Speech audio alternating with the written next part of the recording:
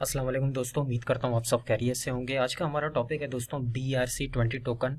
BRC20 token क्या है, किस तरह काम करता है और इसके क्या यूज़ केसेस हैं, क्या डिसएडवांटेजेस हैं, क्या एडवांटेजेस हैं।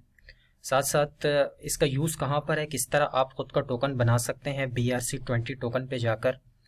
उसके साथ साथ दोस्तों थोड़ा सा बिटकॉइन का एनालिसिस करेंगे। आज बिटकॉइन का प्राइस क्यों डंप हुआ, इसके पीछे क्या रीज़न था। चैनल पे अगर आप पहली दफ़ा आए चैनल को सब्सक्राइब कर दीजिएगा, वीडियो अच्छी लगे तो लाइक कर दीजिएगा और उम्मीद है आपने टेलीग्राम चैनल ज्वाइन कर लिया होगा।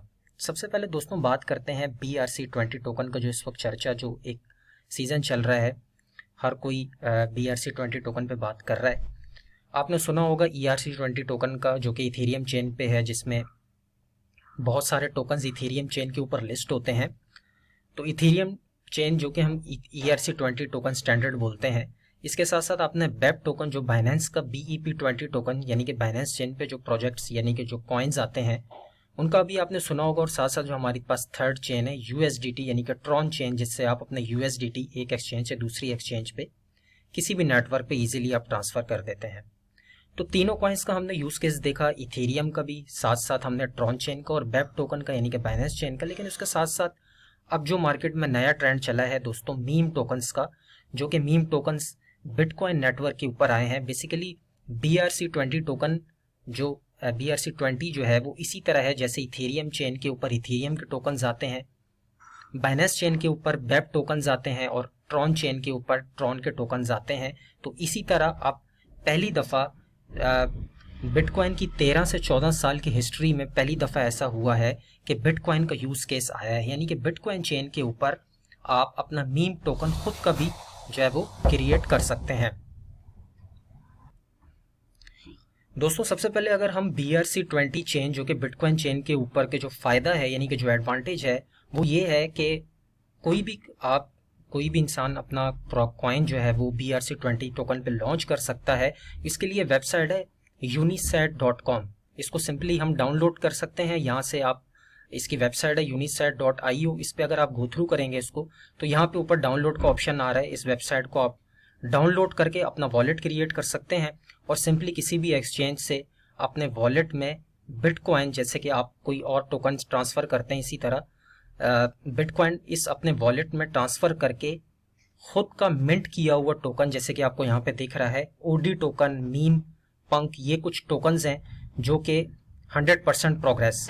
अब इसमें एडवांटेज ये है कि अगर मैं कोई टोकन बनाता हूँ या आप कोई टोकन बनाते हैं और मार्केट में लॉन्च करते हैं, तो सारी की सारी सप्लाई जो है वो मार्केट में आ जाएगी। यानी कि हम खुद से कोई भी सप्लाई अपने पास नहीं रख सकते। जैसे कि मैं मिसाल आपको देता हूँ सुई टोकन की। रिसेंटली सुई टोकन लॉन्च हुआ, तो हर टोकन की कोई ना कोई डिस्ट्रीब्यूशन होती है।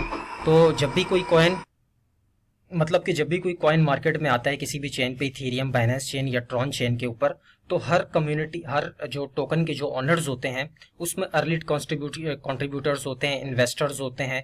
कुछ सप्लाई जो इन्वेस्टर्स को दी जाती है, कुछ एयर ड्रॉप्स वालों को दी जाती है, कुछ जो है वो कम्युनिटी और कुछ जो डेवलपर्स होते हैं अपने पास रखते हैं। यानी कि सर्कुलेशन सप्लाई आ जाती है, मैक्सिमम में से कुछ सप्लाई अपने पास रखती है, और वो जो ऑनर्स होते हैं वो जब चाहे मार्केट में उस कॉइन को, सप्लाई को अनलॉक करके, डंप करके मार्केट को, यानी कि टोकन्स को जो है वो मैनिपुलेट कर सकते हैं। अगर हम इसका फ़ायदा देखें यहाँ पर BRC में, तो BRC में ऐसा कोई सीन नहीं है। BRC में जब भी कोई टोकन आएगा तो उसकी सारी की सप्लाई जो है वो मार्केट में जो है वो अनलॉक करनी होगी। यानी कि यहाँ पे आप देख सकते हैं, मिसाल के तौर पे ये OD टोकन है, तो इसकी 100% सप्लाई मार्केट में आ चुकी है। और जो भी इसका क्रिएटर होगा, ऑनर होगा, जो इस कॉइन को मिंट करेगा अपने बिटकॉइन से, तो वो मार्केट में सारी सप्लाई फेंकने के बाद वो वहाँ से ही बाय कर सकता है। तो इसलिए इसका एक एडवांटेज ये है कि आप खुद से अपना टोकन बनाकर मार्केट में ला सकते हैं और मार्केट में लाने के बाद आप उस कॉइन को खरीद सकते हैं। यानी कि किसी किस्म की कोई भी सप्लाई जो है वो ना हमारे पास होगी, ना बैकअप में होगी, ना कम्युनिटी किसी के पास भी नहीं होगी। मार्केट में कॉइन लॉन्च करने के बाद ही हम उसको बाय कर सकते हैं। तो ये इसका एक फ़ायदा है।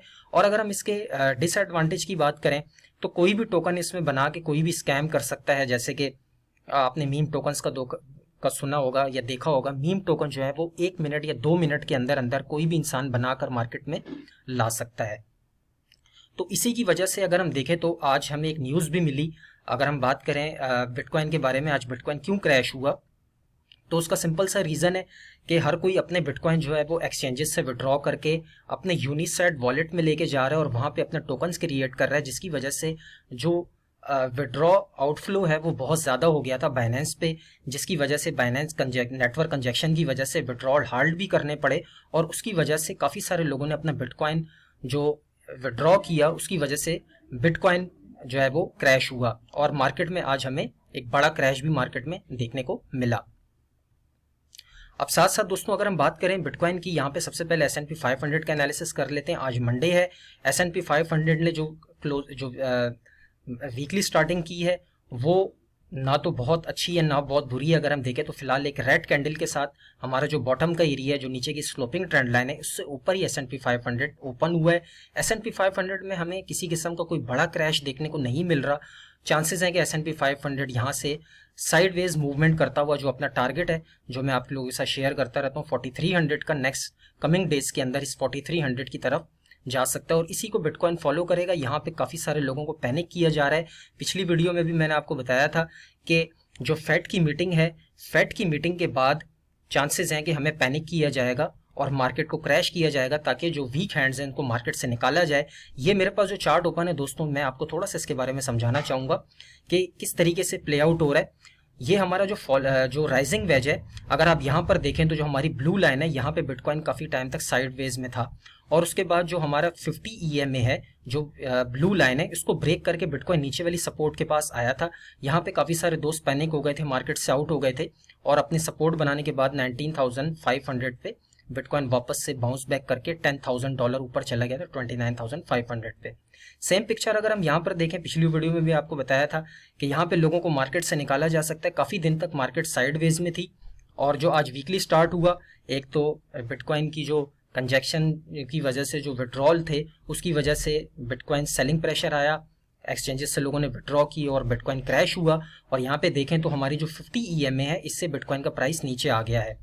तो जैसे कि पिछली वीडियो में शेयर किया था जो हमारे टारगेट्स हैं, तो यहाँ पे अगर हम 100 EMA 100 मूविंग एवरेज अप्लाई करते हैं BTC पे, जो नीचे की वाइट लाइन है, तो BTC अगर यहाँ पर आता है तो एग्जैक्टली हमारा 26,000 का लेवल बनता है और नीचे की सपोर्ट पे आता है तो 24,800 से लेकर 25,000 का जो एरिया है, कमिंग डेज के अंदर हम यहाँ पर BTC को देख सकते हैं और यहाँ पे एक अच्छी बाइंग अपॉर्चुनिटी भी हमारे पास होगी। क्योंकि अगर हम रिसेंटली देखें तो यहाँ पे भी BTC ने 50 EMA को ब्रेक करके नीचे सपोर्ट के पास आया था 100 डेली मूविंग एवरेज के पास और यहाँ से BTC बाउंस बैक हो गया था। तो सेम पिक्चर इस वक्त यहाँ पे भी प्ले आउट हो रही है।